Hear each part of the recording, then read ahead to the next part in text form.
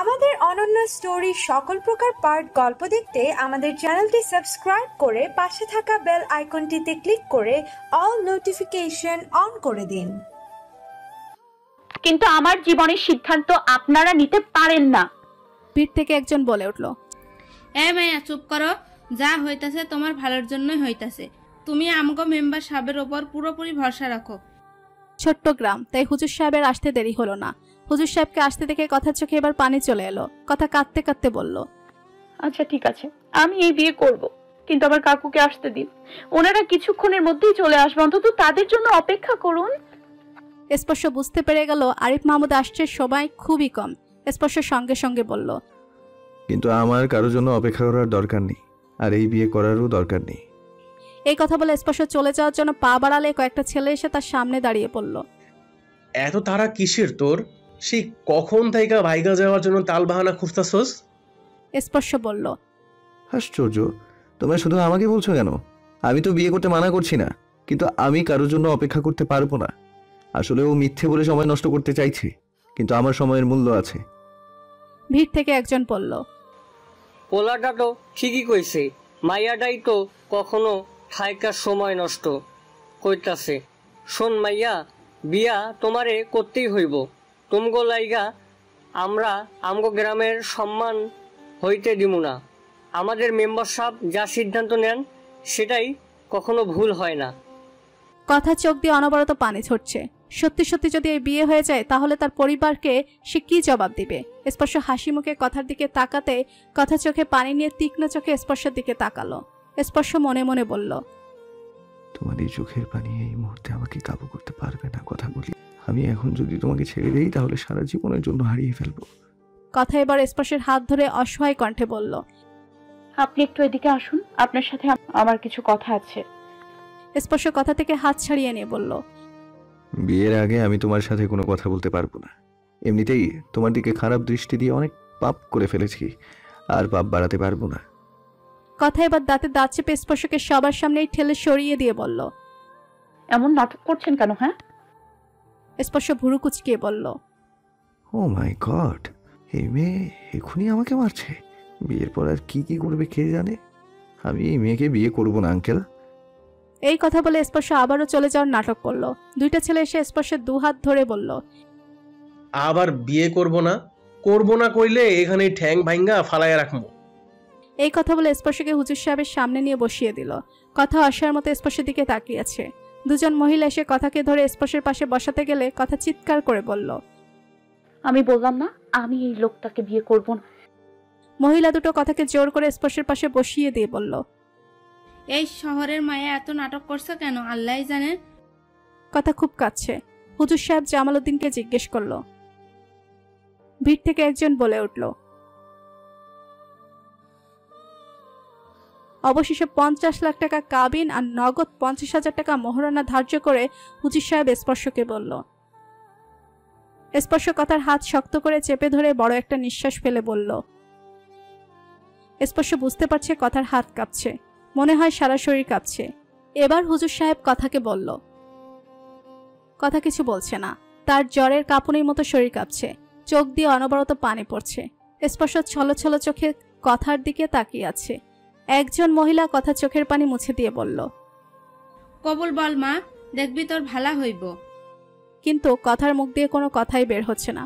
মহিলা দুটো বারবার কথাকে কবুল বলতে বলছে, কিন্তু কথা কিছুই বলছে না। স্পর্শ কথার কাছে গিয়ে তার কানের কাছে মুখ এগিয়ে নিয়ে বলল, আর একটাবার বিশ্বাস করো না প্রাণ পাখি, কথা দিচ্ছি কখনো ছেড়ে যাব না। কথা এবার ডুকরে ডুকরে কেঁদে ফেলল। স্পর্শ তার মাথাটা তার বুকে চেপে ধরে বলল, কবুল বলো কথাগুলি। কথা কাঁদতে কাঁদতে বলল, কবুল। সঙ্গে সঙ্গে সবাই বলে উঠল, আলহামদুলিল্লাহ। মুহূর্তে স্পর্শের অশান্ত মন শান্ত হয়ে শীতল হাওয়া বইতে লাগলো বুকের ভেতর। চোখ থেকে পানি ফেলে দিয়ে আরো শক্ত করে কথাকে চেপে ধরলো, কিন্তু কথার কোনো নড়চড় না পেয়ে স্পর্শ কথার দিকে তাকিয়ে দেখে কথা সেন্সলেস হয়ে গেছে। আনাব শাহরিয়ারা সুরভি ইতিমধ্যে পুলিশ নিয়ে এসে হাজির হয়ে গেছে। শাওন পুলিশ দেখে মনে মনে বলল, ওহো আঙ্কেল, আবারও পুলিশ নিয়ে চলে এসেছে। এই পুলিশের জন্য আবার না কোনো ঝামেলা হয়। সুরভি কথাকে এভাবে পড়ে থাকতে দেখে অস্থির হয়ে বলল। স্পর্শ কি হয়েছে কথার? স্পর্শ বলল। মা, ও সেন্সলেস হয়ে গেছে। একজন মহিলা পানি নিয়ে এসে কথার চোখে মুখে পানি ছিটিয়ে দিতেই কথার জ্ঞান ফিরে এলো। কথা চোখ খুলে সুরভিকে দেখে সুরভিকে জড়িয়ে ধরে কাঁদতে লাগলো। সুরভি কথাকে এভাবে কাঁদতে দেখে বলল, কি হয়েছে মা, এভাবে কাঁদছিস কেন? সুরভির এবার চোখ পড়ল স্পর্শের শরীরে রক্ত আর কালো কালো দাগের উপর। সুরভি কথাকে বুকে রেখে স্পর্শের শরীরে হাত রেখে অস্থির হয়ে বলল, স্পর্শ, তোর শরীরের এই অবস্থা কে করেছে বাবা? আমাদের কিছু তো বল। শাওন বলল, আন্টি, স্পর্শ আর কথার বিয়ে হয়ে গেছে। আনাফ শাহরিয়ার আর সুরভি এই কথা শুনে অবাকের উপর অবাক হয়ে গেল। আনাফের শাহরিয়ার তীক্ষ্ণ চোখে স্পর্শের দিকে তাকাতে স্পর্শ বলল, বাবা, আমি কিচ্ছু করিনি। এখানকার লোকজন ধরে বেঁধে আমাদের বিয়ে দিয়ে দিয়েছে। জামাল উদ্দিন এগিয়ে এসে বলল, হ্যাঁ, আমি ওদের বিয়ে দিয়েছি, আর আমি যা করছি ঠিক করছি। আশা করি এতে আপনার ছেলের সাথে আরও অনেক ছেলে শিক্ষা পাবে। আনাফ শাহরিয়ার এবার যেন সবকিছুই বুঝতে পারছে। ঠিক তখনই আরিফ মাহমুদ, সাজিদ, সাজ্জাদ, ছায়া আর মাহি ঢুকলো শিরনা বেগমের উঠোনে। এত লোকজন দেখে আরিফ মাহমুদ বলল, কি হয়েছে এখানে? আরিফ মাহমুদের কথা শুনে সবাই সরে দাঁড়ালো। আরিফকে দেখে কথা যেন প্রাণ ফিরে পেল। কথা মাটি থেকে উঠে দৌড়ে গিয়ে আরিফের বুকে ঝাঁপিয়ে পড়ে ডুকরে ডুকরে কাঁদতে লাগলো। আরিফ মাহমুদকে দেখে সুরভি আর স্পর্শ বসা থেকে উঠে দাঁড়ালো। আনাফ শাহরিয়ারও সুরভি আর স্পর্শের দিকে তাকালো। কথাকে কাঁদতে দেখে আর স্পর্শকে এখানে দাঁড়িয়ে থাকতে দেখে সাজিদের বুক কেঁপে উঠল। আরিফ কথাকে বারবার জিজ্ঞেস করছে, কি হয়েছে মা? এভাবে কাঁদছিস কেন? কি হয়েছে আমাকে বল। কিন্তু কথা কিছুই বলছে না, সে শুধু কেঁদেই যাচ্ছে। সাজ্জাদ কথার কান্না দেখে স্পর্শের দিকে এগিয়ে গিয়ে স্পর্শের কলার চেপে ধরে বলল, কি করছো তুমি আমার বোনের সাথে? ও এভাবে কাঁদছে কেন? স্পর্শ হেসে বলল, বিয়ে করেছি তোমার বোনকে। ইসলামী শরীয়ত মোতাবেক এতগুলো মানুষকে সাক্ষী রেখে ও এখন আমার বউ। বুক কেঁপে উঠল সাজিদের, মাথা ঝিম করে উঠল। সঙ্গে সঙ্গে হাঁটু মুড়ে বসে পড়ল মাটিতে। সাজিদকে দেখে সাজ্জাদ স্পর্শের কলার ছেড়ে দিল।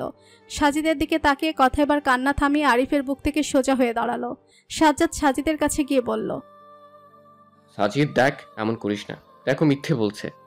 স্পর্শ কিছুটা এগিয়ে এসে বলল, মিথ্যে বলবো কেন? এখানে সবাই তার সাক্ষী। আর তাছাড়া তোমার বোনকে জিজ্ঞেস করো। স্পর্শের কথা শুনে আরিফ মাহমুদ স্পর্শের সামনে গিয়ে ঠাস করে স্পর্শের গালে চর বসিয়ে দিল। কারো মুখে কোনো কথা নেই, সবাই নীরব দর্শক হয়ে তাকিয়ে আছে। স্পর্শ হেসে আনাফ শাহরিয়ারের উদ্দেশ্য বলল, বাবা, তোমার সামনে তোমার ছেলেকে চর মারলো আর তুমি কিছুই বলছো না। আনাফ শাহরিয়ার মনে মনে বলল, যে ছেলে জন্ম দিয়েছি আমি, উল্টো না আমাকেই চোর খেতে হয়। আনাফ শাহরিয়ার আরিফ মাহমুদের সামনে এসে বলল, দেখুন, আপনি শুধু শুধু আমার ছেলের উপর রাগ করছেন। ওদের বিয়েটা হয়েছে ঠিকই, কিন্তু এটা নেহাতি একটা অ্যাক্সিডেন্ট, আর এতে আমার ছেলের কোনো হাত নেই। আনাফ শাহরিয়ার জামাল উদ্দিনের দিকে তাকিয়ে বলল, মেম্বার সাহেব, আপনি কিছু বলুন। জামাল উদ্দিন আরিফ মাহমুদের সামনে এগিয়ে এসে বলল, আমার কথাতেই ওরা এই বিয়ে করতে রাজি হয়েছে। আরিফ মাহমুদ বলল, রাজি হয়েছে? আমার তো মনে হয় না আমার মেয়ে বিয়েতে রাজি ছিল। আপনি জোর করেছেন আমার মেয়েকে। জামাল উদ্দিন বলল, জোর করছি, আর ওইটাই ওই মেয়ের ভালো লাগাই। আরিফ মাহমুদ চিৎকার করে ক্ষিপ্ত কণ্ঠে বলল, আমার মেয়ের ভালোর দায়িত্ব কি আপনার, নাকি আমি আপনাকে সেই দায়িত্ব দিয়েছি? আপনি ওর ভালোর নাম করে জানেন ওর কত বড় ক্ষতি করে দিয়েছেন? স্পর্শ দাঁতে দাঁত চেপে এগিয়ে এসে বলল, কোনো ক্ষতি হয়নি ওর। আরিফ মাহমুদ তীক্ষ্ণ দৃষ্টিতে তাকালো স্পর্শের দিকে। শাওন স্পর্শকে ধরে কিছুটা দূরে নিয়ে গিয়ে বলল, ও, তুই একটু চুপ করে থাকতে পারিস না? আঙ্কেল তো কথা বলছে ওনার সাথে। ঠিক তখনই ঠাস করে চরের শব্দ হলো। হ্যাঁ, চরটা কথার গালে পড়েছে। সাজিদ কথাকে চর মেরে ক্ষিপ্ত কণ্ঠে চিৎকার করে বলল, খুশি হয়েছিস না তুই এবার ওই সাইকোটার বউ হয়ে? কথা মুখে দুহাত চেপে ধরে আবার ডুকরে ডুকরে কাঁদে ফেলল। ছায়া সঙ্গে সঙ্গে কথাকে বুকে আগলে নিল। স্পর্শ দাঁতে দাঁত চেপে বড় বড় পা ফেলে সাজিদের গলা চেপে ধরে বলল, তোর সাহস কি করে হয় আমার বউয়ের গায়ে হাত তোলার? সাজিদ স্পর্শকে ঠেলে সরিয়ে দিয়ে বলল, ফার্স্ট অফ অল, ও তোর বউ না, আর সেকেন্ডলি ওর সাথে আমি যাই করি তুই এখানে বলার কে? স্পর্শ হেসে আকাশের দিকে হাত তুলে বলল, point to be noted my lord, she is my wife. Sajid স্পর্শের দিকে আঙুল তাক করে দাঁতে দাঁত চেপে বলল, টু চিটিং। স্পর্শ হেসে বলল, মঞ্জুর, তবুও আমার স্ত্রী। সাজিদের সহ্য হচ্ছে না এই কথাগুলো। সে দাঁতে দাঁত চেপে স্পর্শের দিকে এগিয়ে গেল। স্পর্শ সাজিদের দিকে এগিয়ে আসতে চাইলে আনাফ শাহরিয়ার শাওনকে ইশারা করলো। শাওন আর ইমন স্পর্শকে জাপটে ধরে টেনে দূরে নিয়ে আসতে বলল। স্পর্শ, তুই ওইদিকে আয়। স্পর্শ ক্ষিপ্ত কণ্ঠে চিৎকার করে বলল, আরে আমি কি করে চলে যাবো ইয়ার? ও আবার প্রাণ পাখির গায়ে হাত তুলেছে। ওদিকে সাজ্জাদ ও সাজিদকে আটকে দিল। স্পর্শের মুখে এই নাম শুনে সাজিদ দাঁতে দাঁত চেপে হাত মুষ্টিবদ্ধ করে রাগ সংবরণ করার চেষ্টা করছে। আরিফ মাহমুদ জামাল উদ্দিনের উদ্দেশ্যে বলল, দেখেছেন আজ আপনার জন্য কয়টা জীবন নষ্ট হয়ে গেল? জামাল উদ্দিন আমতা আমতা করে বলল, আমি তো মেয়েটার ভালোর জন্যই। আরিফ মাহমুদ বলল, ও ভালো করেছেন আপনি। তো কি করে ভালো করলেন? মনে করেছিলেন আমার মেয়েকে কেউ বিয়ে করবে না, ওই সাইকো ছেলের সাথে বিয়ে দিয়ে আমাদের উপকার করতে চেয়েছিলেন? আপনারা গ্রামের মানুষরা শুধু মেয়েদেরকেই কেন দুর্বল মনে করেন বলুন তো? কোনো ছেলে কোনো মেয়ের সাথে অন্যায় করলে সেই ছেলের সাথে ওই মেয়ের বিয়ে দিয়ে দিলেই ছেলের 7 খুন মাফ। বিয়েটা ভালো হবে কিনা মন্দ হবে সেটা জানার প্রয়োজন কোনোভাবেই বোধই করেন না আপনারা। ভিড় থেকে একজন বলে উঠল। জামাল উদ্দিন হাত দিয়ে তাকে থামিয়ে দিয়ে আরিফের দিকে হাত জোর করে বলল, আমার জন্য যদি আপনাকেও মাইয়ার ক্ষতি হয় তাহলে আমারে মাফ কইরা দিয়েন। আপনি ঠিক বলছেন, বিয়েটা সব দোষ মাফ না। আরিফ মাহমুদ জামাল উদ্দিনকে আর কিছু বলল না। আরিফ মাহমুদ কথার হাত ধরে সাজ্জাদ আর সাজিদের উদ্দেশ্যে বলল, চল আমাদের যেতে হবে। আরিফ কথাকে নিয়ে যাচ্ছে দেখে স্পর্শ কথাকে আটকাতে গেল। আনাফ শাহরিয়ার স্পর্শকে হাত দিয়ে আটকিয়ে তার সাথে আনা পুলিশকে ইশারা করলো। সাথে সাথে কয়েকজনের পুলিশ আরিফ মাহমুদের সামনে দাঁড়িয়ে বলল, ওনাকে ছেড়ে দিন, উনি এখন বিবাহিত, ওনার সম্পূর্ণ দায়িত্ব এখন ওনার স্বামীর। সাজিদ দাঁতে দাঁত চেপে পুলিশের কলার চেপে ধরে বলল, কিসের স্বামী? হ্যাঁ, কে কার দায়িত্ব নিবে? সাজ্জাদ পুলিশের কাছ থেকে সাজিদকে ছাড়িয়ে আনলো। আরিফ মাহমুদ পুলিশের উদ্দেশ্যে বলল, কি বললেন আপনি? ওই সাইকো ছেলেটা আমার মেয়ের দায়িত্ব নিবে? আপনি দিবেন সেই গ্যারান্টি? পুলিশ বলল, আশ্চর্য, ওদের বিয়ে হয়েছে, হিসেব মতো তারা একসাথে থাকবে। আরিফ মাহমুদ বলল, আমার মেয়েকে ঠকিয়ে জালিয়াতি করে বিয়ে করেছে, এর জন্য বাপ ছেলের নামে কাল আপনার কাছে গিয়ে মামলা করে আসব। আর আপনি যদি এখন আটকান আমাদের, তাহলে ওদের থেকে ঘুষ নেওয়ার কারণে আপনার নামেও আমি মামলা করব। পুলিশ ঢোক গিলল। সে আর কিছুই বলল না। আরিফ কথাকে নিয়ে আবার হাঁটা ধরল। কথা আরবের সাথে চলে যেতে চাইলে হঠাৎ করেই তার অন্য হাতে টান অনুভব হতে সে পেছনে তাকিয়ে দেখে স্পর্শ তার অন্য হাত ধরে আছে। কথার সাথে আরিফ মাহমুদও থেমে গেল। স্পর্শ আরিফ মাহমুদের উদ্দেশ্যে বলল, ও আমার বিয়ে করা বউ, আমার বউকে এভাবে নিয়ে যেতে পারেন না আপনি। আরিফ মাহমুদ স্পর্শের দিকে তাকিয়ে বলল, তুমি বাধা দিবে আমায়? স্পর্শ বলল, আমার মাকে কেড়ে নিয়েছিলেন আমার কাছ থেকে, এখন আমার বউকে আমার কাছ থেকে কেড়ে নিতে চাইছেন? সুরভি ছেলের এই কথা শুনে নিজের দুহাত দিয়ে তার মুখ চেপে ধরল। স্পর্শের এই কথা বলা শেষ হতে না হতে আরিফ মাহমুদ সজোরে স্পর্শের গালে আবার চর বসিয়ে দিল। আরিফ মাহমুদ স্পর্শের দিকে আঙুল তুলে বলল, এই ব্যাপারে আমাকে নয়, তোমার মাকে জিজ্ঞাসা করো, আশা করি উত্তর পেয়ে যাবে। আর আমার মেয়ের উপর কোনো অধিকার নেই তোমার।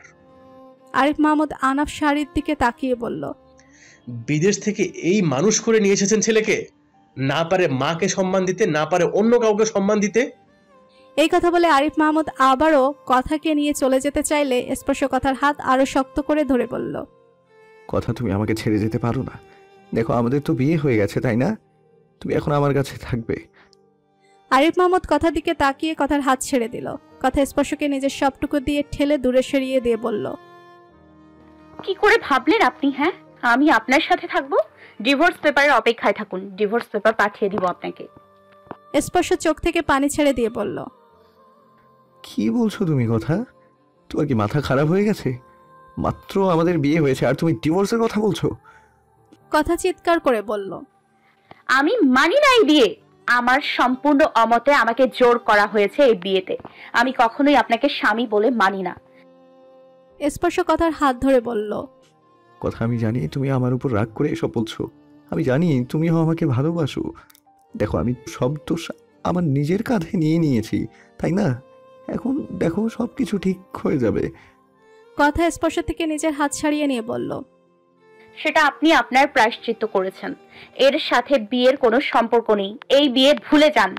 আমার পিছু ছেড়ে দিয়ে আমাকে একা থাকতে দিন। স্পর্শ আবারও কথার হাত ধরে বলল, এভাবে তুমি আমাকে ছেড়ে যেতে পারো না। কথা, তুমি আমার সাথে যাবে।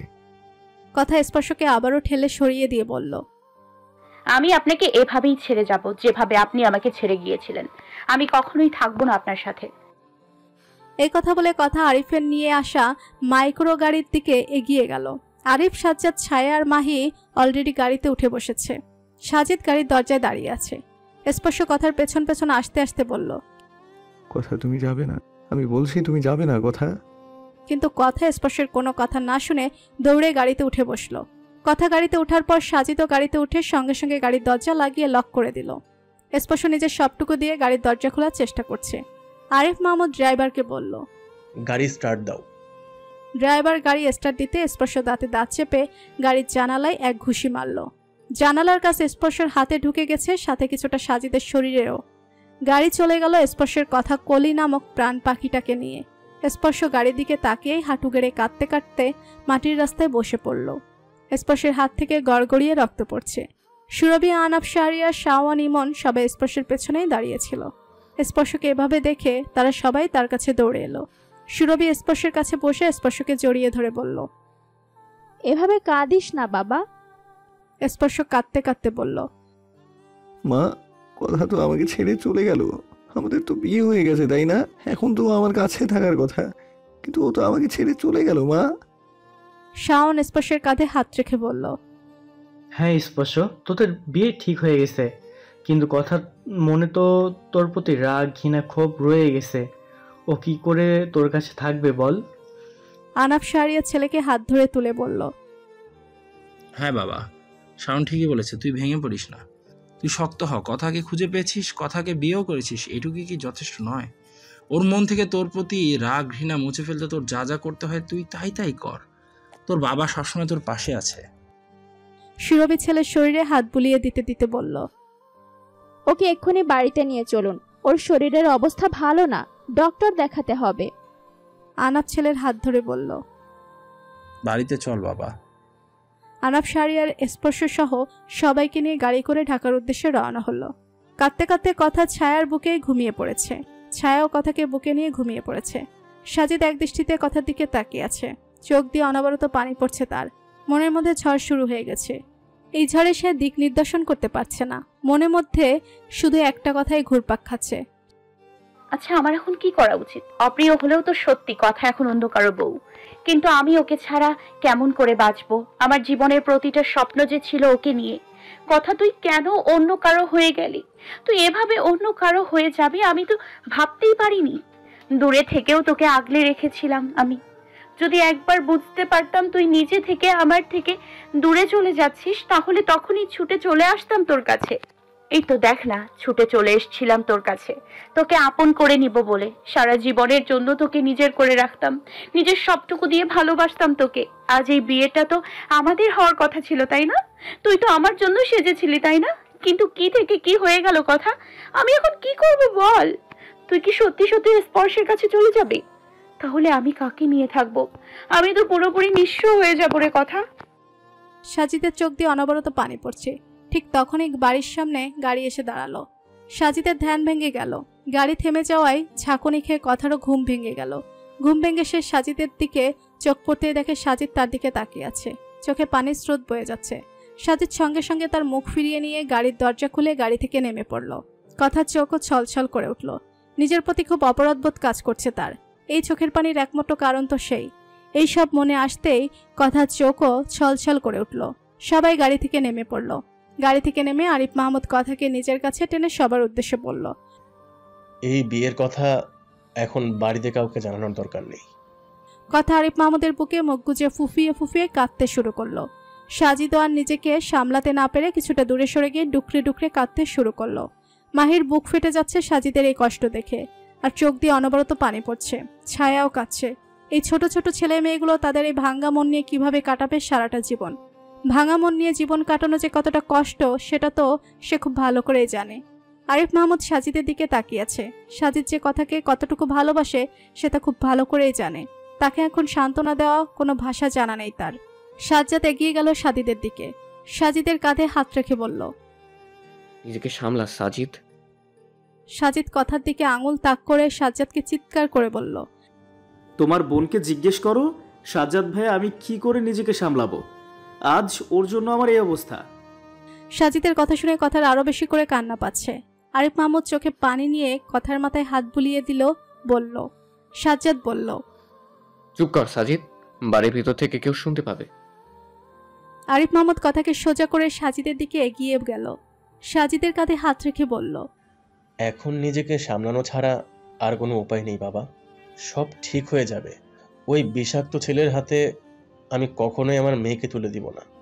আমার কথার যোগ্য একমাত্র আমার সাজিদই। সাজিদ চোখে পানি নিয়ে বলল, এত সহজ হবে না ছোট কাকু, ওই সাইকোটা কখনোই কথাকে ছাড়বে না। আরিফ মাহমুদ বলল, আমি আছি তো, আমি সব ঠিক করে দিব। এখন বাড়িতে চল, সবার সামনে কাউকে এই বিয়ের কথা বুঝতে দেওয়া যাবে না। আরিফ মাহমুদ এক হাতে সাজিদ আর এক হাতে কথাকে ধরে বাড়ির ভেতরে চলে গেল। রাত অনেক হয়েছে, বাড়ির সবাই ঘুমিয়ে আছে, এটাই স্বাভাবিক। সাজ্জাদ নিজের কাছে থাকা এক্সট্রা চাবি দিয়ে বাড়ির সদর দরজা খুলে সবাইকে নিয়ে বাড়ির ভিতরে ঢুকলো। আরিফ মাহমুদ 17টা বছর পরে এ বাড়িতে পা রাখলো, সাজিদ প্রায় 9 বছর পর। আর কথা তো মনে করেছিল এই বাড়িতে সে আর এই জীবনে পাই রাখতে পারবে না। সাজ্জাদ চিৎকার করে সবাইকে ডাকলো। আরিফ মাহমুদ সাজিদ আর কথাকে নিয়ে জমির মাহমুদের ঘরে চলে গেল। ঘরের লাইট অফ ছিল। আরিফ মাহমুদ লাইট অন করতেই জমির মাহমুদ আর রাহেলা বেগমের ঘুম ভেঙে গেল। আরিফ সাজিদ আর কথাকে দেখে তারা যেন ভূত দেখল। রাহেলা বেগম সঙ্গে সঙ্গে বিছানা থেকে নেমে দৌড়ে এলো তাদের দিকে। কাকে ছেড়ে কাকে জড়িয়ে ধরবে। আরিফ মাহমুদের বুকে পড়ে কথাকে জড়িয়ে ধরে রাহেলা বেগম হাউ মাউ করে কাঁদতে লাগলো। আরিফ মাহমুদও মাকে আর কথাকে জড়িয়ে ধরে এবার কেঁদে ফেলল। জমির মাহমুদ এসে সাজিদকে জড়িয়ে ধরে কাঁদছে। বিশ্বাস করতে পারছে না সত্যি কি সে ঘুমিয়েছে নাকি স্বপ্ন দেখছে। রাহেলা বেগম একাধারে কথার গালে চোখে মুখে চুমু দিতে লাগলো। কথা ডুকরে ডুকরে শুধু কেঁদেই যাচ্ছে। জমির মাহমুদ কথার দিকে তাকিয়ে দুহাত বাড়িয়ে দিয়ে বলল, আমার কথা কলি। কথার সঙ্গে সঙ্গে দাদুর বুকে ঝাঁপিয়ে পড়ল। সাজিদ রাহেলা বেগমকে বুকে জড়িয়ে নিল। জমির মাহমুদ কথার দুই গালে দুহাত রেখে বলল, কোথায় চলে গিয়েছিলে তুই? আমার কথা কলিকে ছাড়া তো আমার এই বাড়িটা পুরো অন্ধকার। কথা শুধু কেঁদেই যাচ্ছে, মুখ দিয়ে কোনো কথাই বের হচ্ছে না তার। জমির মাহমুদ এবার আরিফের দিকে তাকিয়ে হাত বাড়িয়ে দিল। আরিফ মাহমুদও বাবাকে জড়িয়ে ধরল। রাহেলা বেগমের মুখে তৃপ্তির হাসি। ছেলে বিয়ে করে না বলে ছেলের উপর রাগ করে বাবা ভালো করে কথাই বলে না ছেলের সাথে। কিন্তু আজ ছেলেকে সামনে দেখে নিজের রাগ যেন শান্ত হয়ে গেল জমির মাহমুদের। ওদিকে সবাই সবার ঘর থেকে বেরিয়ে এসে বলল, সাজ্জাদ এত রাতে বাড়ি ফিরে আবার সবাইকে ডেকে তুললি কেন? কি হয়েছে? তখনই সবাই জমির মাহমুদের ঘর থেকে বেরিয়ে ড্রয়িং রুমে এলো। কথাকে দেখে আফিফা দৌড়ে গিয়ে সঙ্গে সঙ্গে কথাকে জড়িয়ে ধরে হাউমাউ করে কান্না করে দিল। আর ওইদিকে সায়রা সাজিদকে দেখে এই বাড়ির আকাশে যেন আজ একটা নয় 3টা চাঁদ একসাথে দেখা দিয়েছে। আজিম মাহমুদ আর আরিফ মাহমুদ একে অপরকে জড়িয়ে ধরল। আকরাম মাহমুদ মেয়েকে ফিরে পেয়ে ডুকরে ডুকরে কেঁদে ফেললেন। সাজ্জাদ তাকে ধরে সোফায় বসালো। সায়রা চোখে পানি নিয়ে সাজিদের কপালে চুমু দিয়ে বলল, তুই আসবি, মাকে তো একটাবারও বলিসনি বাবা। সাজিদ মাকে জড়িয়ে ধরে তিক্ততার হাসি হেসে বলল, তোমাদের সারপ্রাইজ দিতে এসেছিলাম মা, দেখো না নিজে কেমন সারপ্রাইজড হয়ে গেছি। সায়রা মুখ কুচিয়ে সাজিদের দিকে তাকিয়ে বলল, মানে? সাজিদ মাকে জড়িয়ে ধরে কথার দিকে তাকিয়ে চোখ থেকে পানি ফেলে দিয়ে বলল, কিছু না মা। আফিফা কথার চোখ মুখ হাত পা সব খুঁটিয়ে খুঁটিয়ে দেখছে মেয়ের কিছু হয়েছে কিনা। আকরাম মাহমুদও কিছুটা দূরে দাঁড়িয়ে মেয়ের দিকে তাকিয়ে আছে। আফিফা আবারও কথাকে নিজের বুকের সাথে মিশিয়ে নিয়ে বলল, আল্লাহ, আমার খালি বুকটা আবার ভরিয়ে দিয়েছে। আকরাম মাহমুদ বুঝতে পারছে আরিফি এতদিন কথাকে লুকিয়ে রেখেছিল মেয়ের শূন্যতা অনুভব করার জন্য। আকরাম মাহমুদ গুটি গুটি পায়ে ভাইয়ের কাছে গিয়ে দুহাত জোর করে মাথা নুইয়ে দিল, হয়তো কৃতজ্ঞতা প্রকাশ করছে নিজের মেয়েকে এভাবে সেভ করে নেওয়ার জন্য। আরিফ মাহমুদ ভাইয়ের হাত ধরে ভাইকে জড়িয়ে ধরল। আকরাম মাহমুদ ডুকরে ডুকরে কাঁদতে কাঁদতে বলল, আমাকে ক্ষমা করে দে ভাই, আমি যেটা পারিনি তুই সেটা করেছিস। আরিফ মাহমুদ চোখে পানি নিয়ে ভাইকে জড়িয়ে ধরে মনে মনে বলল, শেষ সময়ে এসে পারিনি বড় ভাই, ওই বাঘের মুখ থেকে তোমার মেয়েকে বাঁচাতে পারিনি। আকরাম মাহমুদ কথার কাছে এগিয়ে গিয়ে বলল, আসবি না মা আমার বুকে? কথা মাথা নুয়ে রেখে অভিমানের ভঙ্গিতে মাথা নেড়ে না করল। আকরাম মাহমুদ হাত জোর করে বলল, আমার ভুল হয়ে গেছে রে মা, আমাকে ক্ষমা করে দে। কথা সঙ্গে সঙ্গে বাবার বুকে ঝাঁপিয়ে পড়ল। বাবা মেয়েকে খুব শক্ত করে জড়িয়ে ধরে বলল, তুই জানিস না মা, আমি তোকে কতটা ভালোবাসি। তোকে খুঁজে না পেয়ে আমি হয়তো মরেই যেতাম। কথা বলল, আমিও তোমাকে খুব ভালোবাসি বাবা। বাবা মেয়ে দুজনেই ডুকরে ডুকরে কাঁদছে, সঙ্গে বাড়ির প্রতিটা মানুষ কাঁদছে। আফিফা সাজিদের কাছে এসে সাজিদের কপালে চুমু দিয়ে বলল, আমাদের কলিজার টুকরোগুলো আজ সবাই বাড়িতে ফিরে এসেছে। আফিফা এবার আরিফের কাছে এসে আরিফের হাত ধরে বলল, তোমাকে কিভাবে কৃতজ্ঞতা জানাবো ভাই? আরিফ মাহমুদ বলল, এখন মেয়েকে ফিরে পেয়ে বুঝি খুব কৃতজ্ঞতা প্রকাশ করার ইচ্ছে হচ্ছে। শোনো, ও তোমাদের মেয়ে না, ও আমার মেয়ে। সবাই একসাথে হাসলো। আফিফা বলল, ও সত্যিই তোমার মেয়ে? আরিফ মাহমুদ বলল, আমি কিছুই করতে পারতাম না বড় ভাবি, যদি না ছায়া থাকতো। আফিফা ছায়ার কাছে যেতেই ছায়া বলল, দয়া করে আমাকে কোনো কৃতজ্ঞতা জানানোর প্রয়োজন নেই বড় ভাবি।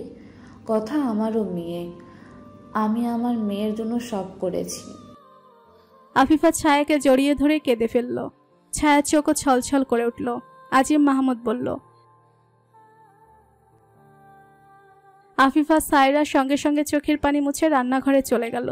রান্নাঘরে গিয়ে সায়রা বলল, আপা এখন এত তাড়াতাড়ি ওদের কি খেতে দিব বলো তো? রাতের খাবার তো রাতেই শেষ, শুধু বেঁচে যাওয়া একটু সবজি পড়ে আছে। আফিফা বলল, ফ্রিজ থেকে ডিম বের করে নিয়ে আয় সারা, ডিম দিয়ে অমলেট করে দেই। আরিফ, সাজিদ, কথার সবারই ডিমের অমলেট পছন্দ। সায়রা হেসে বলল, ঠিকই বলছো। আফিফা সায়রা দুজনেই হাতে হাত কাজ করছে। ছায়াও রান্নাঘরে ঢুকে তাদের পাশে এসে দাঁড়ালো। ছায়া বলল, ভাবি আমিও আপনাদের সাহায্য করি। সায়রা হেসে বলল, হ্যাঁ, সাহায্য তো অবশ্যই করতে হবে, এখন না হোক দুদিন পরে। যেহেতু আরিফ চলে এসেছে, এখন তো ওকে বিয়েটা করতেই হবে। ছায়ার হাসি মুখটা সঙ্গে সঙ্গে চুপসে গেল। আফিফার সায়রা দুজনেই হাসলো। সায়রা ছায়ার দিকে তাকিয়ে বলল, কি ব্যাপার, মুখটা এভাবে চুপসে গেছে কেন? ভয় পাচ্ছ নাকি লজ্জা পাচ্ছ? ভয় বা লজ্জা কোনটা পেয়েই লাভ নেই, আমরা সব কিছু বুঝতে পারি। আফিফা ছায়ার কাছে গিয়ে ছায়ার হাত ধরে বলল, হ্যাঁ, আমরা সবাই জানি তুমি আরিফের জন্যই এতদিন নিজের জীবনটাকে থামিয়ে রেখেছ। এখনো চলে এসেছে না, দেখো এখন ওকে বিয়ে করতেই হবে। ছায়া মাথা নিচু করে বলল, হ্যাঁ, আপনাদের বাড়ির ছেলেকে আপনারা বিয়ে দিতেই পারেন, কিন্তু আমি কাউকে বিয়ে করব না। এই কথা বলে ছায়া রান্নাঘর থেকে বেরিয়ে গেল। সায়রা বলল, আপা ছায়া এরকম কেন বলল? আফিফা চিন্তিত মুখ করে বলল, বুঝতে পারছি না। সুরভি চোখের পানি ফেলছে আর স্পষ্ট শরীরে মলম লাগিয়ে দিচ্ছে। লাঠির দাগগুলো স্পষ্ট বোঝা যাচ্ছিল। কালো ছোপ ছোপ দাগ বসে গিয়েছিল পুরো শরীরে, আর কিছু কিছু আঘাত থেকে কেটে রক্ত বের হয়েছিল। কাটা জায়গাগুলোতে মলম লাগাতে স্পর্শ বারবার ব্যথায় কুকড়িয়ে উঠছিল। আনাফ শাহরিয়ার সোফায় অন্যদিকে মুখ করে বসে আছে। ছেলের এই অবস্থা দেখতে হয়তো ইচ্ছে করছে না। শাওন আর ইমন দাঁড়িয়ে আছে। আনাফ শাহরিয়ার ক্ষিপ্ত কণ্ঠে বলল, আমার ছেলের গায়ে যারা আঘাত করেছে তাদের একটাকেও আমি ছাড়বো না, ওরা জানে না আমার ক্ষমতা। স্পর্শ বিরক্ত সুরে বলল, ওহ বাবা, বাদ দাও। আমি চেয়েছি বলেই ওরা আমাকে মারতে পেরেছি, না চাইলে কখনোই পারতো না। আনাফ শাহরিয়ার বলল, তাহলে কেন আটকালি না ওদের? স্পর্শ বলল, কথা চেয়েছিল বাবা আমার উপর প্রতিশোধ নিতে, আর আমিও ঠিক এইরকম একটা সুযোগের অপেক্ষায় ছিলাম যেখানে ওকে নির্দোষ প্রমাণ করতে পারতাম। আর সেটা করার জন্য আমাকে যা যা করতে হয় আমি তাই করেছি, আরও করব। শাওন বলল, কিন্তু তুই যা বলেছিস তা ও তো সত্যিও না। স্পর্শ বিছানা থেকে উঠে গায়ে শার্ট জড়িয়ে বলল, সত্যিটা বললে কেউ বিশ্বাস করতো শাওন? বাবা তো সবার সামনে সত্যটা বলেছিল, তাই না? কিন্তু কেউ কি বিশ্বাস করেছে? কিন্তু এখন বিশ্বাস করবে। একটা মশলাদার নিউজকে দমাতে গেলে আর একটা মশলাদার নিউজই দরকার শাওন। মানুষ তাতেই অভ্যস্ত। শাওন বলল, কিন্তু ওর জন্য কি কি হতে পারে তুই বুঝতে পারছিস? তোর কেরিয়ার সমস্যা হতে পারে, তোর অফিসের সমস্যা হতে পারে, আর এতে আঙ্কেলের মান সম্মানেরও ক্ষুণ্ণ হবে। স্পর্শ আনাফের দিকে ক্ষমার দৃষ্টিতে তাকিয়ে বলল, বাবা আমি আসলে। আনাফ স্পর্শকে থামিয়ে দিয়ে স্পর্শের কাঁধে হাত রেখে বলল, বললাম না আমি সবসময় তোর পাশে আছি। আমার সবকিছুর থেকে আমার ছেলের সুখ সবার আগে। আমার ছেলের জন্য একটা মেয়ের সম্মানহানি হয়েছে, তার পরিবারের সম্মান ক্ষুণ্ণ হয়েছে, আর তার জন্য আমাদের বাপ ছেলেকে মিলেই প্রায়শ্চিত্ত করতে হবে। আনাফ ছেলেকে বুকে জড়িয়ে ধরল। সুরভি স্পর্শের কাছে এগিয়ে গিয়ে বলল, তোর ফুপি নিউ ইয়র্কে চলে গেছে স্পর্শ। স্পর্শ কিছু বলল না, শুধু তার চোখে মুখে বিরক্তির ছাপ ফুটে উঠল। সুরভি তার হাতের পেনড্রাইভটা স্পর্শের হাতে দিয়ে বলল, তোর ফুপি এইটা দিয়ে গেছে স্পর্শ। স্পর্শ পেনড্রাইভটা হাতে নিয়ে বলল, এটা তো আমার পেনড্রাইভ, এটাতেই তো ওই ভিডিওটা ছিল। এটা ফুপ্পির কাছে কোথা থেকে এলো? সুরভি বলল, এই পেনড্রাইভটা রাকা চুরি করেছিল, আর রাকাই ভিডিওটা লিক করেছে। রাকার নিজের মুখে বলা কথাগুলো সব তোর ফুপি রেকর্ড করেছে, আর ওই রেকর্ডটা এই পেনড্রাইভেই আছে। শাওন এগিয়ে এসে বলল, তাহলে রাকা এসব করছে? আরে হ্যাঁ, ওই দিন তো আমাদের সাথে রাকাও ছিল, সেই কথা তো আমার মাথা থেকে বেরিয়ে গিয়েছিল। স্পর্শ দাঁতে দাঁত চেপে বলল, ঠিক আছে, এই রাকার ব্যবস্থা আমি করছি। সুরভি স্পর্শের কাঁধে হাত রেখে বলল, তোর ফুপি তোকে খুব ভালোবাসে স্পর্শ, শুধু কথাকে চিনতে ভুল করেছিল তাই। স্পর্শ বলল, তাই আমার জীবনটা আজ এই জায়গাতে এসে দাঁড়িয়েছে মা। আনাফ শাহরিয়ার বলল, তবুও তুই তোর ফুপিকে ক্ষমা করে দে বাবা। স্পর্শ বলল, বাবা আমার কাউকে দোষ দেওয়ার ইচ্ছে নেই, আর তাই কাউকে ক্ষমা করারও ইচ্ছে নেই। সব দোষ আমার ছিল, আর আমি নিজেকেও নিজে ক্ষমা করতে পারবো না যতদিন না কথা আমাকে ক্ষমা করে। স্পর্শ পেনট্যাপটা ড্রয়ারে রেখে নিজের ফোন হাতে নিয়ে আজকের করা ভিডিওটা ইমনের ফোনে শেয়ার করে বলল, ইমন, এই ভিডিওটা সব টিভি চ্যানেলে সকালের মধ্যেই পৌঁছাতে হবে। সব টিভি চ্যানেলে সকালের নিউজে এটা দেখানো চাই। আমাদের চ্যানেলে এটা পাবলিশ যাবে না। আমাদের চ্যানেলে এটা দেখালে এটা আমার বিরুদ্ধে যাবে না। আমি চাই সবাই আমার বিরুদ্ধে যাক। আনাফ শাহরিয়ার শাওন সুরভি কিছু বলল না। ইমন ইচ্ছে না থাকা সত্ত্বেও তার এই কাজ করতে হবে, তাই সে মলিন মুখে মাথা নিচু করে বলল, জি স্যার। আফিফার কোলে মাথা রেখে শুয়ে আছে কথা, চোখ দিয়ে অনবরত পানি পড়ছে। চোখের সামনে শুধু তার বিয়ের ঘটনাগুলোই ভাসছে। কিছুক্ষণ আগেই বিয়ে হয়ে গেছে তার, তা আবার তার ভালোবাসার মানুষটার সাথে। এই মানুষটাকেতেও চেয়েছিল তার জীবনে।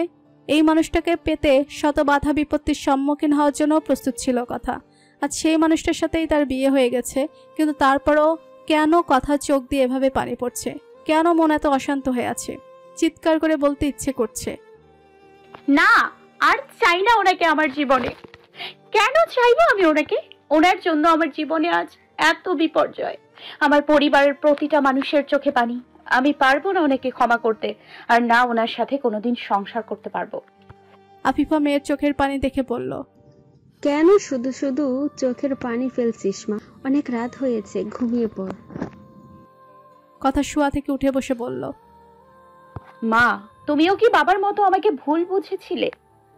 আফিফা মেয়ের গালে হাত রেখে বলল, না মা, আমি এক মুহূর্তের জন্য তোকে অবিশ্বাস করিনি। কথা বলল, মা বাবা সত্যি সত্যি আমাকে বিশ্বাস করেছে তো, নাকি বাবার মনে এখনো আমার প্রতি অবিশ্বাস রয়ে গেছে? আফিফা বলল, না কথা, তুই জানিস না তোর বাবা সত্যিটা জানার পর তোর জন্য কতটা কষ্ট পেয়ে কেঁদেছি। কথা তার মাকে ধরে কাঁদতে কাঁদতে বলল, সত্যিটা জেনেও কি হবে মা? আমার জন্য তো বাবা দাদু কাকুদের সম্মান তো আর ফিরে আসবে না। হঠাৎ করে আকরাম মাহমুদ দরজায় দাঁড়িয়ে বলল, দরকার নেই আমার মান সম্মানের। আমার মেয়ের কোনো দোষ না করেও পরেও সেই ঘটনার জন্য যদি আমার সম্মানহানি হয়, আর সেই সম্মানের জন্য যদি আমি আমার মেয়েকে হারাতে হয়, তাহলে দরকার নেই আমার সেই সম্মানের। আমার সম্মান থেকে আমার মেয়ের দাম টের বেশি। কথা ডুকরে ডুকরে কাঁদতে লাগলো। আকরাম মাহমুদ কথার কাছে বসে কথাকে জড়িয়ে ধরে বলল, আমি আমার মেয়েকে খুব ভালোবাসি। তার শূন্যতায় সেই ভালোবাসা আরও দ্বিগুণ বেড়ে গেছে। কথাকে সোজা করে আকরাম মাহমুদ কথার চোখ থেকে পানি মুছে দিয়ে বলল, তুমি এইসব চিন্তা বাদ দিয়ে আবার নতুন করে জীবন শুরু কর মা। সাজিদ চলে এসেছে, খুব শীঘ্রই আমি তোদের বিয়ের ব্যবস্থা করছি। ওই ছেলের ছায়াও তোর উপর পড়তে দিব না আমি। কথা শুকনো ঢুক গেল, কারণ সে জানে খুব তাড়াতাড়ি স্পর্শ আর তার বিয়ের কথা ফাঁস হয়ে যাবে। আর এই বিয়ের কথা জানার পর আবার না তার বাবা তাকে অবিশ্বাস করে। সাজিদ তার ঘরের বারান্দায় দাঁড়িয়ে চোখের পানি ফেলছে। যে মানুষটাকে জীবনসঙ্গী করে নিবে বলে ছুটে এসেছিল ওই বহু দূর থেকে, কিন্তু সে হঠাৎ করে এত দূর চলে যাবে বুঝতে পারেনি সাজিদ। ছেলে ঘুমিয়েছে কিনা দেখতে এসেছিল সায়রা। কতদিন পর ছেলেটা তার কাছে এসেছে। ছেলের মাথায় একটু হাত বুলিয়ে দিতে ইচ্ছে হতেই নিজের ঘর ছেড়ে সাজিদের ঘরে চলে এলো সায়রা। ঘরে ঢুকে দেখে সাজিদ ঘরে নেই। সায়রা বলল, সাজিদ তুই কোথায়? ওয়াশরুমে আছিস বাবা? মায়ের গলা। সাজিদ সঙ্গে সঙ্গে চোখের পানি মুছে বারান্দা থেকে ঘরে ঢুকলো। সাজিদকে বারান্দা থেকে আসতে দেখে সায়রা বলল, ও মা, তুই এত রাতে বারান্দায় কি করছিলে? আমি তো মনে করেছি তুই ঘুমিয়ে পড়েছিস। সাজিদ মলিন মুখে বিছানায় বসে বলল, ঘুম আসছিল না মা। ছেলের মাথায় হাত বুলিয়ে দিয়ে সায়রা বলল, তুই শুয়ে পড়, আমি তোর মাথায় হাত বুলিয়ে দিচ্ছি, তাহলে তাড়াতাড়ি ঘুম চলে আসবে। সাজিদ মাকে পাশে বসিয়ে বলল, তুমি একটু আমার পাশে বসো মা, আমি তোমার কোলে মাথা রাখবো। সাজিদ মায়ের কোলে মাথা রাখলো। সায়রা বুঝতে পারছে সাজিদের মন খারাপ, হয়তো কথাকে নিয়ে চিন্তা করছে। সায়রা ছেলের মাথায় হাত বুলিয়ে দিতে দিতে বলল, কি হয়েছে বাবা? মুখটা এত শুকনো লাগছে কেন? তোর তো খুশি হওয়ার কথা ছিল তাই না?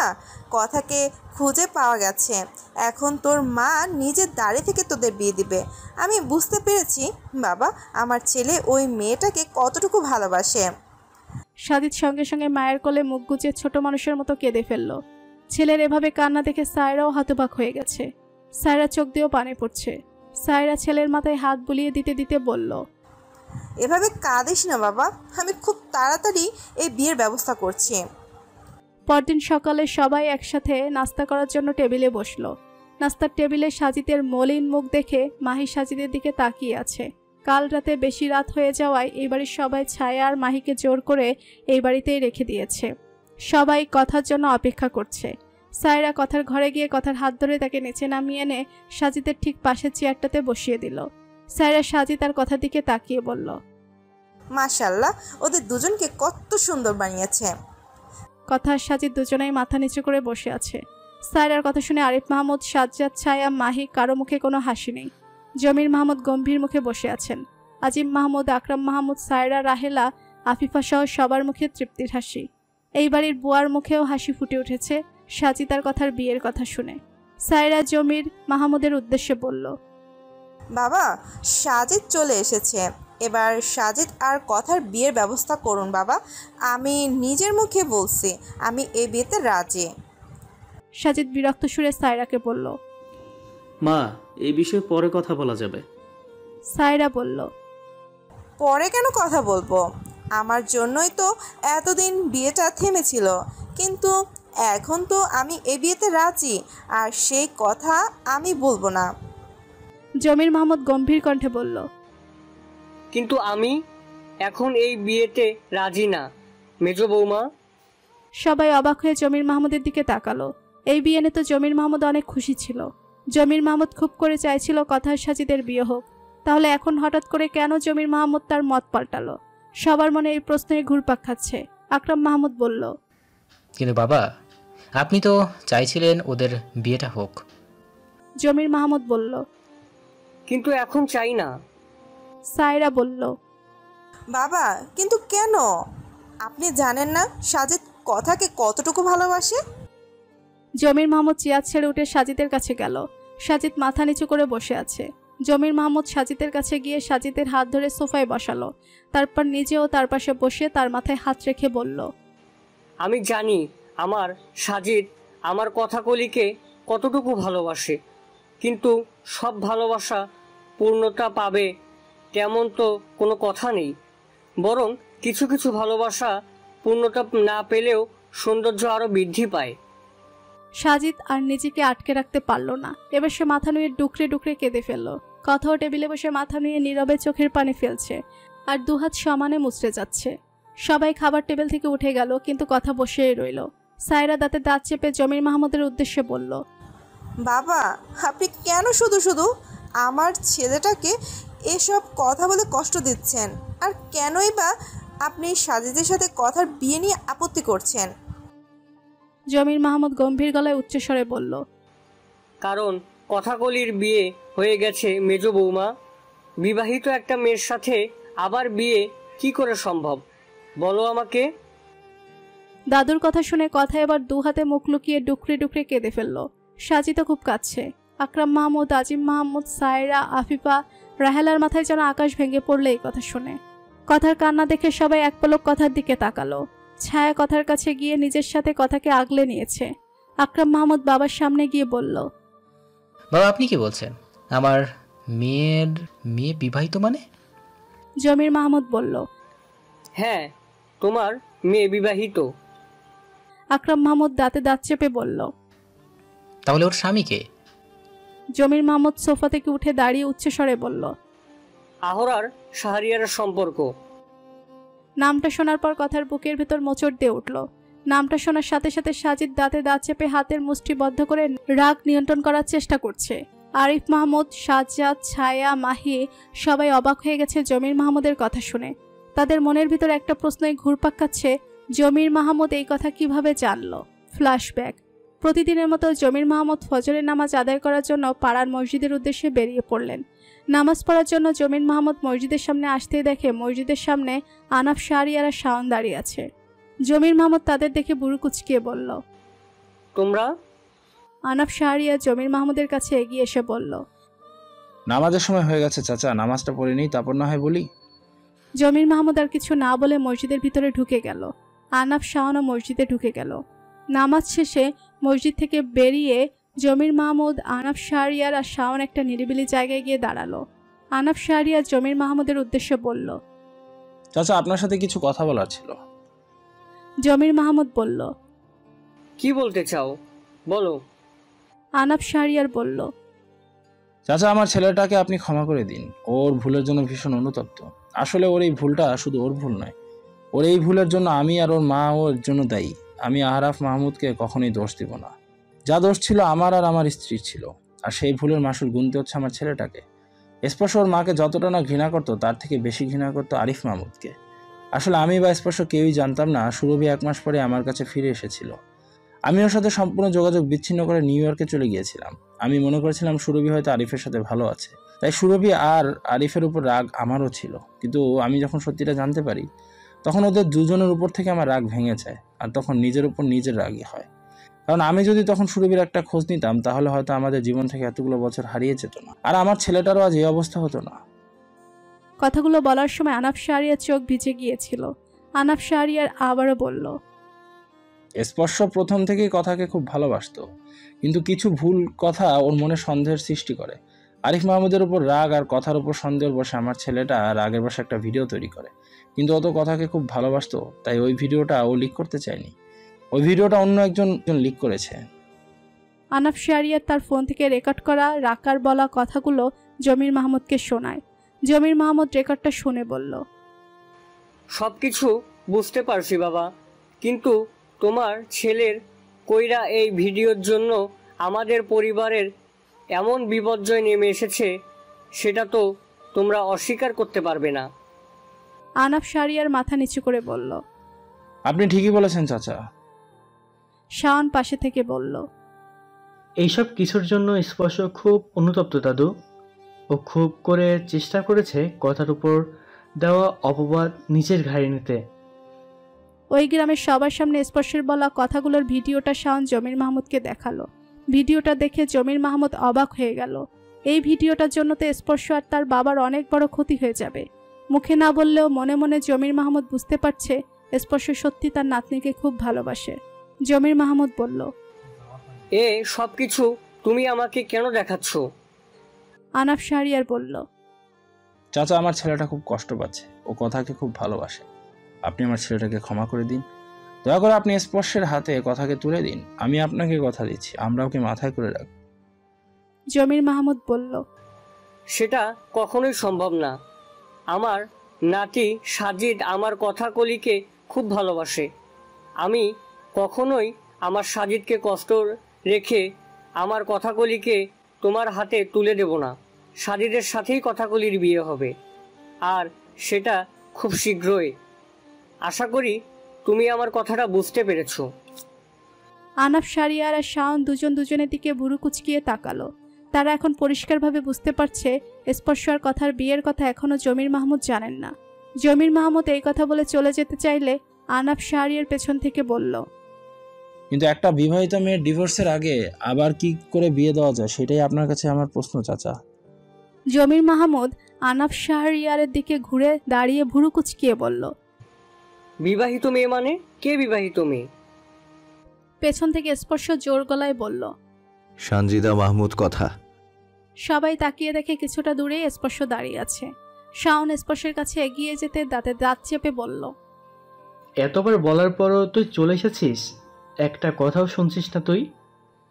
স্পর্শ বলল, আমার দাদুর সাথে কথা বলতে হবে শাওন। শাওন আস্তে করে বলল, ঠিক আছে, শান্ত গলায় কথা বলবি, উনি কিন্তু কথার দাদু। জমির মাহমুদ অস্থির হয়ে আনাফ শাহরিয়ারের দিকে তাকিয়ে বলল, ও কি বলল? আমার কথাকলির বিয়ে হয়ে গেছে মানে?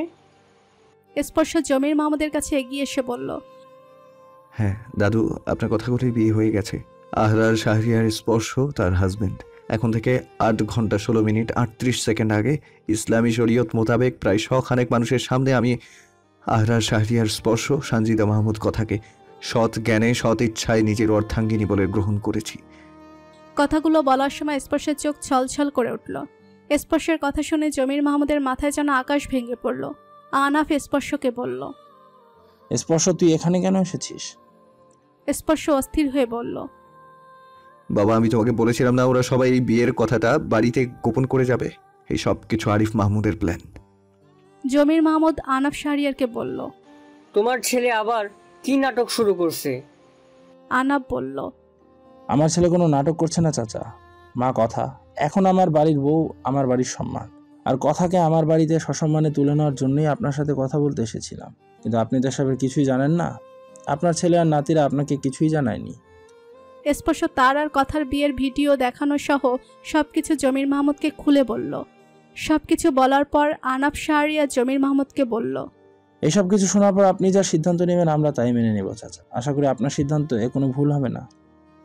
স্পর্শ জমির মাহমুদের সামনে হাঁটু গেড়ে বসে 2 হাত তার সামনে মেলে ধরে চোখ থেকে পানি ছেড়ে দিয়ে বলল, তোমার কথাগুলিকে আমাকে ভিক্ষা দেবে দাদু? ওকে না পেলে আমি সত্যি সত্যি মরে যাব দাদু। আমার জীবনের থেকে বেশি ভালোবাসি ওকে।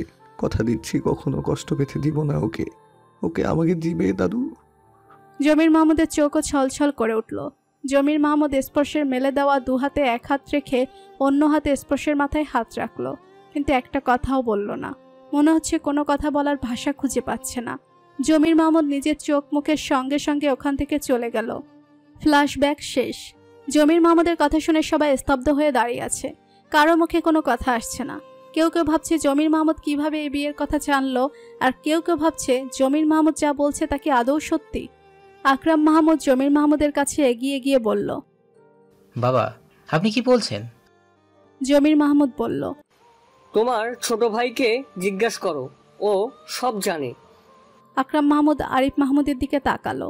আরিফ মাহমুদ তার চোখ নামিয়ে নিল। আকরাম মাহমুদ আরিফ মাহমুদের সামনে গিয়ে বলল, আরিফ, বাবা কি বলছে? এই সাইকো ছেলেটা আমার মেয়েটাকে বিয়ে করে নিয়েছে?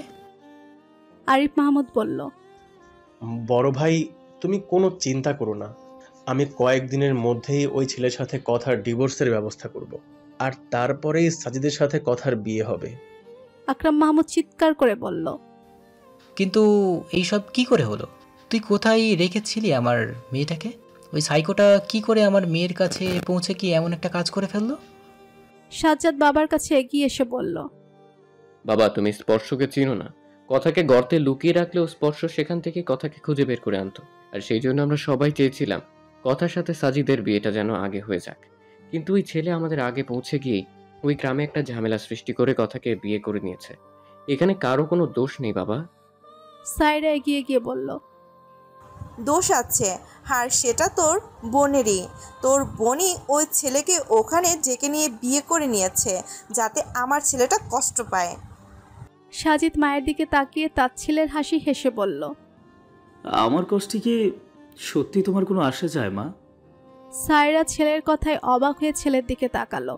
আরিফ মাহমুদ সায়রার কাছে গিয়ে বলল, তোমার কি লজ্জা করে না এখন এইসব কথা বলতে? তুমি কি বুঝতে পারছো না এইসব ঘটনার জন্য কোনো না কোনো কারণে তুমি নিজেও দায়ী? এখন তোমার ছেলের জন্য কষ্ট হচ্ছে, আর যখন আমরা তোমার ছেলের কষ্টের কথা চিন্তা করে বাড়ি শুদ্ধ লোক তোমার মুখে হ্যাঁ বলার জন্য অপেক্ষা করছিলাম, তখন তোমার মনে হয়নি ছেলের কষ্টের কথা? আর এখন ছেলের জন্য মায়া দেখানো হচ্ছে। তুমি যদি আগে এই মায়াটা দেখাতে তাহলে এই বিয়েটা আরো আগেই হয়ে যেত, আর এসবের কোনো কিছুই এখন হতো না। সায়রা আরিফের দিকে তাকিয়ে বলল, আমি যদি এই ঘটনার জন্য দায়ী হয়ে থাকি তাহলে তুমিও ভুলে যেও না তুমি এই ঘটনার জন্য সবচেয়ে বেশি দায়ী। ওই ছেলে তোমার উপর প্রতিশোধ নিতে গিয়েই এই সব কিছু করেছে। আরিফ মাহমুদ চিৎকার করে বলল, তো আমাকে দোষ দাও না, আমার মেয়েটাকে কেন দোষ দিচ্ছ? আমি দায়ী, তুমি দায়ী। আর এই সব কিছুর মধ্যে কষ্ট পাচ্ছে কে? এই ছোট ছোট ছেলে মেয়েগুলো। একটু বোঝার চেষ্টা করো মেজো ভাবি, এখন কেউ কারো উপর দোষ না দিয়ে পুরো বিষয়টা সবাই মিলে সামলাতে হবে আমাদের। সাজিদ শক্ত কণ্ঠে বলল, এইসব কিছুর জন্য আমি দায়ী ছোট কাকু। আসলে আমার ভালোবাসা কাউকেই বোঝাতে পারলাম না, না আমার মাকে, না যাকে ভালোবেসেছিলাম তাকে। এই কথা বলে সাজিদ বড় বড় পা ফেলে উপরে তার রুমে চলে গেল। মাহির সাজিদের যাওয়ার দিকে তাকিয়ে রইল, কথা মাথা নিচু করে চোখের পানি ফেলছে। সায়রা আরিফের হাত ধরে চোখের পানি ছেড়ে দিয়ে বলল, আমার ছেলেটা খুব কষ্ট পাচ্ছে আরিফ, তুমি কিছু একটা করো। জমির মাহমুদ জোর গলায় বলল, আর কিছু করার নেই মেজো বৌমা, ভুলে যাচ্ছ কেন? কথাগুলি বিয়ে হয়ে গিয়েছে। আরিফ মাহমুদ জমির মাহমুদের সামনে গিয়ে বলল, বিয়ে হয়ে গিয়েছে তো কি হয়েছে বাবা, বিয়ে ভাঙার ব্যবস্থা করতে হবে। জমির মাহমুদ বলল, একটা বিয়ে ভাঙার অনুমতি অন্তত আমি তোমাদের দিব না, আর সেই শিক্ষা আমি তোমাদের দিইনি। আকরাম মাহমুদ এগিয়ে এসে বলল, কিন্তু আমি আমার মেয়েকে ওই সাইকোর ছেলের হাতে কখনোই তুলে দিব না বাবা। জমির মাহমুদ বলল, হতেও পারে তোমার মেয়েকে পাওয়ার পরও সে ভালো হয়ে যাবে। আজিম মাহমুদ এগিয়ে এসে বলল, বাবা আপনি কি করে ওই ছেলের পক্ষ নিতে পারেন যেখানে আমার ছেলেটা এত কষ্ট পাচ্ছে? আপনি কি ভুলে গেছেন ওই ছেলের জন্য আজকে আমাদের পরিবারের মান সম্মান খুন হয়েছে? জমির মাহমুদ বলল, তোমরা যতই যাই কিছু বলো না, এই বিয়ে ভাঙার জন্য আমি কখনোই মত দিব না। ঠিক তখনই সাদিদ উপর থেকে দৌড়ে নিচে নেমে এসে বলল, তোমরা কেউ এখনো টিভি চালু করোনি? টিভি চালু করে দেখো নিউজে কি দেখাচ্ছে। এই কথা বলে সাদিদ রিমোট হাতে নিয়ে টিভি অন করে দিল। সাদিদ এতক্ষণ ঘুমিয়েছিল, নিচে কি হচ্ছে সে তার কিছুই জানে না। হঠাৎ করে এসে টিভি চালু করে দেওয়ায় আজিব মাহমুদ তার উপর ক্ষেপে গিয়ে বলল, এই বেয়াদব ছেলে, এতগুলো মানুষ এখানে দাঁড়িয়ে কথা বলছে সেটা তোর চোখে পড়ছে না? হুট করে এসে টিভি অন করে দিয়েছিস। ঠিক তখনই একটা মহিলা অনর্গল বলে যাচ্ছে, ভালো মানুষের মুখোশের আড়ালে এবার আসল সত্যি উন্মোচন হলো।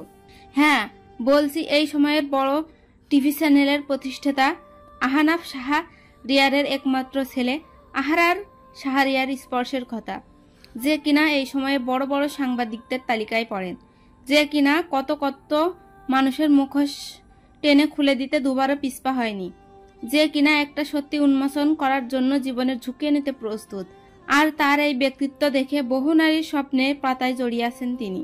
কিন্তু এতদিন যে সবার মুখোশ টেনে খুলেছে, আজ তার মুখোশ খুলে দেওয়ার দিন।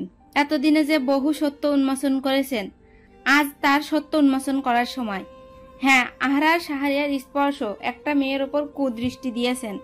সেই মেয়েটি আর কেউ নয়, তার অফিসেরই এমপ্লয়ি সানজিদা মাহমুদ কথা, যার উপর স্পর্শকে হ্যারাসমেন্ট করার অভিযোগ উঠেছিল। কিন্তু এখন জানা যাচ্ছে এই সব কিছুই মিথ্যে, বরং কথার উপর স্পর্শের কুনজর ছিল। আর সেই সুযোগ হাসিল করতে না পেরে কথার উপর মিথ্যা হ্যারাসমেন্টের অভিযোগ করেছেন, যাতে কথার বদনাম হয়। আর এইসব কিছুই শাহরিয়ার স্পর্শ করেছেন, তিনি নিজে মুখেই স্বীকার করেছেন। এই কথা বলার সঙ্গে সঙ্গে গ্রামের সবার সামনে স্পর্শের নিজের মুখে বলা ভিডিও রেকর্ডিংটা টিভিতে দেখানো হলো। ভিডিওটা শেষ হওয়ার পর মহিলাটা আবার বলে উঠল, এখন নিশ্চয় আপনারা আসল সত্যটা জানতে পেরেছেন। এখন আমরা চলে যাব সত্য নিউজ চ্যানেলের অফিসের সামনে।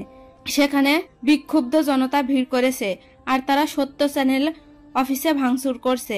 নিজের কাজ হাসিল করতে না পেরে মিথ্যে অপবাদ দিয়ে একটা নারীর সম্মানহানি করার জন্য স্পর্শের ওপর ক্ষেপে গেছে বহু মানুষ। স্পর্শের অফিসের বাইরে থেকে বিক্ষুব্ধ জনতা ভিড় করেছে। যে যেভাবে পারে ইট পাথর ছুঁড়ে অফিস ভাঙচুর করছে। টিভিতেও সেটা দেখানো হচ্ছে। ওদিকে স্পর্শ, আনাফ শাহরিয়ার, সুরভি সবাই টিভির সামনে বসে আছে। আনাফ শাহরিয়ারের ফোনে একের পর এক ফোন আসছে। সবাই জানতে চাইছে ঘটনাটা আসলেই সত্য কিনা। আনাফ শাহরিয়ার বিরক্ত হয়ে ফোন অফ করে দিল। হঠাৎ করে স্পর্শ বসা থেকে উঠে চলে যেতে চাইলে আনাফ স্পর্শের হাত ধরে বলল, কোথায় যাচ্ছিস তুই? স্পর্শ বলল, অফিসে। আনাফ বলল, তোর কি মাথা খারাপ হয়ে গেছে? অফিসের সামনে সবাই ক্ষিপ্ত হয়ে দাঁড়িয়ে আছে, দেখতে পাচ্ছিস না তুই? তোকে সামনে দেখলে ওরা যে কোনো সময় আক্রমণ করতে পারে। সুরভি ছেলের অন্য হাত ধরে বলল, আমি তোকে যেতে দিব না বাবা। স্পর্শ বলল, মা আমাকে যেতে হবে। এই কথা বলে বাবা মায়ের থেকে হাত ছাড়িয়ে স্পর্শ গাড়ি নিয়ে অফিসের উদ্দেশ্যে বেরিয়ে গেল। আনাফ শাহরিয়ার সঙ্গে সঙ্গে শাওনকে ফোন করলো। হ্যালো শাওন, স্পর্শ অফিসের উদ্দেশ্যে বেরিয়ে গেছে, আমি জানি না কি হবে। ওপাশ থেকে শাওন অস্থির কণ্ঠে বলল, আঙ্কেল আপনি ওকে বেরোতে দিলেন কেন? বাইরের অবস্থা খুব খারাপ, পুলিশ ওদের সামলাতে পারছে না। এই মুহূর্তে ওর এখানে আসা একদম ঠিক হবে না। আনাফ বলল, ওর জেদের কাছে আমরা সবাই জিম্মি। ও আর ওর জেদ একদিকে আর পুরো দুনিয়া একদিকে। শাওন বলল, ঠিক আছে, আমি দেখছি। এই কথা বলে শাওন অফিসের বাইরে বেরিয়ে গেল। কিছুক্ষণ পরে স্পর্শের গাড়ি অফিসের সামনে আসতেই সবাই গাড়ি ঘেরাও করে গাড়ির দিকে ঢিল ছুটতে লাগলো। স্পর্শ এসবের পরোয়া না করে গাড়ি থেকে নেমে পড়ল। তাকে দেখে সবাই একের পর এক ঢিল ছুটতে লাগলো তার দিকে। দূর থেকে একটা ঢিল স্পর্শের কপালে এসে পড়ল। সঙ্গে সঙ্গে কপাল ফেটে গড়গড়িয়ে রক্ত পড়তে শুরু করলো। টিভিতে এই দৃশ্য দেখে কথা সঙ্গে সঙ্গে নিজের ওড়না মুখে চেপে ধরল। সে সহ্য করতে পারছে না এই দৃশ্য। কথা দৌড়ে উপরে নিজের রুমে চলে গেল। সাজিদ উপর থেকেই সব দেখছিল। স্পর্শের কপাল ফেটে রক্ত পড়ছে আর সেটা দেখে কথা কষ্ট পাচ্ছে। সাজিদ তিক্ততার হাসি হেসে মনে মনে বলল, চোখের সামনে স্পর্শের কপাল থেকে রক্তক্ষরণ হতে দেখে তুই কষ্ট পাচ্ছিস কথা? আর তোর চোখের আড়ালে আমার বুকের ভিতর যে রক্তের বন্যা বয়ে যাচ্ছে সেটা তোর চোখেই পড়ছে না? হ্যাঁ? আকরাম মাহমুদ টিভির দিকে তাকিয়ে বলল, এটা আবার কোন চাল খেলছে ওই পাগল ছেলেটা? আজিম মাহমুদ বলল, বুঝতে পারছো না বড় ভাই? নিজের ঘাড়ে সব দোষ নিয়েও ও আমাদের সবাইকে ইমপ্রেস করার চেষ্টা করছে। আরিফ মাহমুদ দাঁতে দাঁত চেপে বলল, কিন্তু আমি ওর এই চালটারই সুযোগ নিব। আরিফ মাহমুদ সাজ্জাদকে বলল, সাজ্জাদ আয় আমার সাথে। আরিফ মাহমুদ আর সাজ্জাদ সঙ্গে সঙ্গে বেরিয়ে গেল। কথা নিজের রুমে গিয়ে বিছানায় পড়ে বালিশে মুখ গুজে কাঁদছে। মাহি কথার রুমে এসে কথার মাথায় হাত বুলিয়ে দিয়ে বলল, এভাবে কাঁদিস না কথা, তো শরীর খারাপ করবে। কথা মাহিকে জড়িয়ে ধরে কাঁদতে কাঁদতে বলল, কি থেকে কি হয়ে যাচ্ছে মাহি? আমার এখন কি করা উচিত আমি তো কিছুই বুঝতে পারছি না। মাহি বলল, আমিও বুঝতে পারছি না কথা, তুই একটু শান্ত হ, দেখবি সব ঠিক হয়ে যাবে। ঠিক তখনই ছায়া আর শিরিনা বেগম কথার রুমে ঢুকলো। আফিফা সায়রাও তাদের পিছু পিছু কথার রুমে ঢুকলো। শিরিনা বেগমকে দেখে কথা তাকে জড়িয়ে ধরে বলল, নানু তুমি এসছো? শিরিনা বেগম বলল, হ্যাঁ, গ্রামবাসীর মুখে তোর বিয়ের কথা শুনে আমি সকালেই ছুটে চলে এসেছি। আমি তোকে শেষ রক্ষা করতে পারলাম না বোন। ছায়া শিরিনা বেগমকে বলল, খালা তুমি কথাকে ছেড়ে কোথায় চলে গিয়েছিলে? তুমি বাড়িতে থাকলে এসব কিছুই হতো না। গ্রাম শুদ্ধ সবাই তোমার বাড়ির উঠানে ছিল, আর তুমি কোথায় গিয়েছিলে? শিরিনা বেগম বলল, আমাকে অজ্ঞান করে ফেলে রাখা হয়েছিল ছায়া। কথা শুনে সবাই অবাক হয়ে গেল শিরিনা বেগমের কথা শুনে। কথা বলল, অজ্ঞান করা হয়েছিল মানে? কিন্তু তোমাকে তো ছোট্ট একটা বাচ্চা এসে ডেকে নিয়ে গিয়েছিল তাই না? শিরিনা বেগম বলল। হ্যাঁ, কিন্তু আমি রাস্তা দিয়ে যাওয়ার সময় আমাকে পেছন থেকে কেউ মুখে রুমাল চেপে ধরে, আর আমিও সাথে সাথে অজ্ঞান হয়ে পড়ি। আমাকে কেউ অজ্ঞান করে একটা বাড়ির রান্নাঘরে আমাকে ফেলে চলে এসেছিল। কথা বলল। কিন্তু এই কাজ কে করবে? পেছন থেকে সাজিদ রুমে ঢুকতে ঢুকতে বলল। তুই এখনো বুঝতে পারছিস না কথা? এই কাজ কে করতে পারে? কথা সাজিদের দিকে তাকিয়ে আছে। সাজিদ বলল। আহরার শাহরিয়ার স্পর্শ সবটাই ওর আগে থেকে প্ল্যান করা ছিল। সব কথা শুনে এখন তো তাই মনে হচ্ছে। তুই বুঝতে পারছিস না কিছু? ছায়া বলল। তাহলে কি স্পর্শর কথাকে বিয়ে করার প্ল্যানটা আগে থেকেই করে রেখেছিলে? সাজিদ বলল। হ্যাঁ, হতে পারে। আর কেন নয় বলো তো ছায়া আন্টি? ও যেমন ছেলে, এটা তো ওর কাছে কোনো অস্বাভাবিক নয়। হতে পারে ও শিরিনা নানুকে ঘর থেকে সরিয়ে পুরো গ্রামবাসীকে নিজেই ডেকে এনেছিল, যাতে কথার উপর আবার বদনাম চাপিয়ে কথাকে বিয়ে করে ফেলতে পারে। মাহি বলল। কিন্তু ওখানে তো স্পর্শ ও নিজের কাঁধে সব দোষ নিয়ে নিয়েছে, আর ওই ছেলেগুলোর হাতে অসম্ভব মারও খেয়েছে। সাজিদ বলল। কিন্তু বিয়েটা তো ঠিক হয়ে গেছে, তাই না? ওর আসলে উদ্দেশ্যই ছিল যেভাবেই হোক কথাকে বিয়ে করা, আর এজন্য নিজের ঘাড়ে দোষ নেয়া, মার খাওয়া সবই ওর প্ল্যান হতে পারে। কথা সঙ্গে সঙ্গে ফোন আর পার্সটা হাতে নিয়ে বলল। আমি এক্ষুনি ওই লোকটার সাথে দেখা করব। এই সব কিছুর জবাব ওনাকে দিতে হবে। আফিফা কথাকে আটকিয়ে বলল। কি করছিস কথা? তোর বাবা এখন তোকে ওর সাথে দেখা করতে যাওয়ার অনুমতি দিবে না, আর আরিফও এসে এই কথা শুনলে প্রচন্ড রেগে যাবে। সাজিদ বলল। তুমি চিন্তা করো না বড় মা, আমিও সাথে যাব। এমনও তো হতে পারে স্পর্শের একের পর এক মুখোশ খোলা এখনো বাকি আছে। সাজিদের কথা শুনে কথা সঙ্গে সঙ্গে রুম থেকে বেরিয়ে গেল। মনে হচ্ছে স্পর্শ নামক রহস্য মানবের আরও একটা রহস্য উদ্ঘাটন করার তাড়া পড়ে গেছে তার। সাজিদও তার সাথে সাথে বেরিয়ে গেল। পুলিশের সাহায্য নিয়ে ভিড় এড়িয়ে কোনোভাবে স্পর্শকে টেনে অফিসের ভেতরে নিয়ে এলো শাওন। শাওন দাঁতে দাঁত চেপে পকেট থেকে একটা রুমাল খুলে স্পর্শের কপাল চেপে ধরে বলল। মাথা খারাপ হয়ে গেছে তোর? এখানে কেন এসেছিস? স্পর্শ শাওনের হাত সরিয়ে নিজেই রুমালটা চেপে ধরে বলল।